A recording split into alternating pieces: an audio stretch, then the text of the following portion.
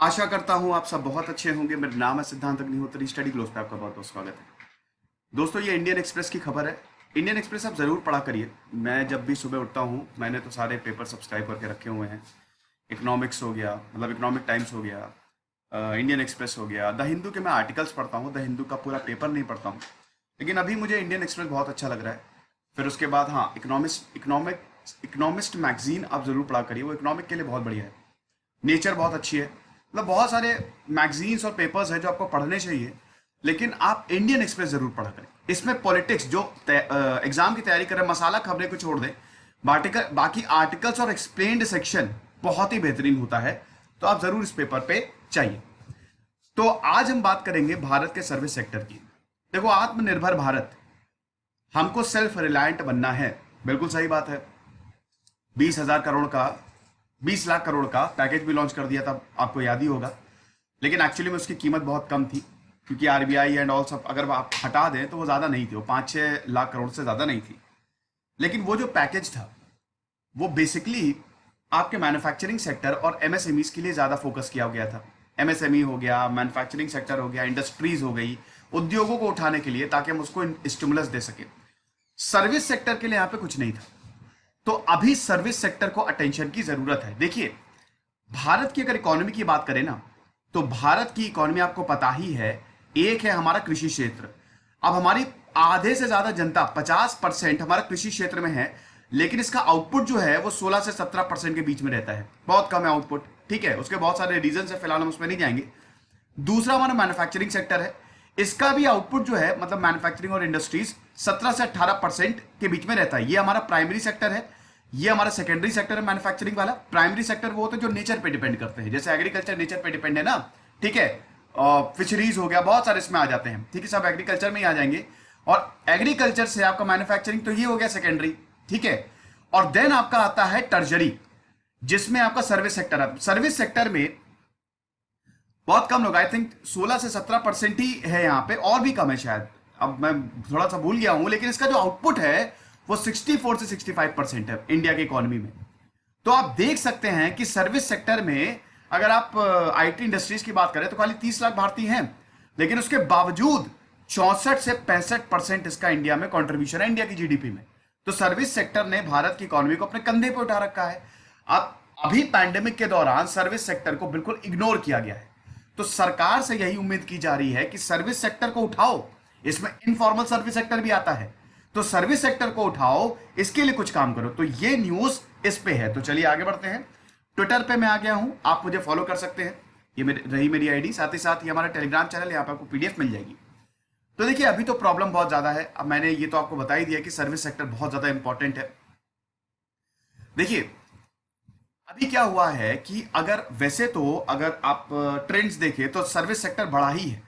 आप देख सकते हैं ना कि सर्विस सेक्टर एक्सपोर्ट्स भी बड़े हैं। हम कितना एक्सपोर्ट करते हैं, हमारे यहाँ से इंजीनियर जो हैं वो जाते हैं। सर्विस आप समझ रहे हैं, आपको सर्विस देनी है।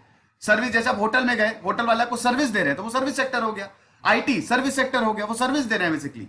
तो सर्विस एक्सपोर्ट, हम अपनी सर्विसेज को पूरी दुनिया में एक्सपोर्ट करते हैं। और ये पिछले 10 सालों में 3.5%, 2018 तक 3.5% बढ़ा है। आप समझ रहे हैं। और वर्ल्ड मर्चेंडाइज, जो हम अपने सामान बेचते हैं, उसमें ट्वाइस, 2 गुना ज्यादा बढ़ा है। आप देख सकते हैं 1.7%। तो कहने का मतलब यह है कि हमारा सर्विस सेक्टर लगातार बढ़ रहा है। लेकिन 22 मार्च से है लॉकडाउन। 22 मार्च नहीं, 24 मार्च से है लॉकडाउन। अब दोस्तों, इसमें सबसे ज्यादा मार पड़ी है सर्विस सेक्टर को। ज्यादातर वर्क फ्रॉम होम कर रहे हैं, रेस्टोरेंट पड़े हैं बंद। अब तो खुल गए हैं, लेकिन ज्यादा लोग उसमें जा भी नहीं रहे हैं। ठीक है, सर्विस सेक्टर से बहुत लोग को एम्प्लॉयमेंट जनरेशन बहुत ज्यादा होता है ना सर्विस सेक्टर से। भाई, जोमैटो है, एक सर्विस प्रोवाइडिंग कंपनी है जोमैटो, जो कि फूड डिलीवर करती है। तो उसमें कितने सारे लोग हैं जो फूड डिलीवर करते हैं, उनको रोजगार मिलता है। अब ऐसा हुआ है कि ये जो रेस्टोरेंट और जो भी सर्विस सेक्टर है, ये अभी पैंडेमिक के दौरान बहुत ज्यादा इनको मार पड़ी है, क्योंकि सर्विस सेक्टर भले ही ओपन हो गया है, लेकिन सरकार इन पर अटेंशन नहीं दे रही है। सर्विस सेक्टर पब्लिक से चलते हैं, और पब्लिक अभी थोड़ा सा, जैसे अगर रेस्टोरेंट की ही बात करें, टूरिज्म की बात करें, एविएशन सेक्टर की बात करें, ठीक है, प्लेन में जाने की बात करें, तो वहां लोग जाने से कतरा रहे हैं, क्योंकि उनको पता है कि कोविड-19 फैला हुआ है, वो सही नहीं है। अब अगर भाई पब्लिक सर्विस सेक्टर सब पब्लिक से चलता है, जितना पब्लिक सर्विस लेगी उतना उनका सेक्टर जो है वो बूम करेगा। तो जब पब्लिक नहीं इंटरेस्टेड है तो वो क्या करेंगे, तो उनका भाई जाहिर सी बात है वो नीचे जाएगा ही जाएगा। इंडेक्स जो है आप देख लीजिए 34.2 है इंडेक्स, मार्च से लगातार नीचे गया है, ठीक है, क्योंकि पब्लिक अभी सर्विस नहीं ले रही है।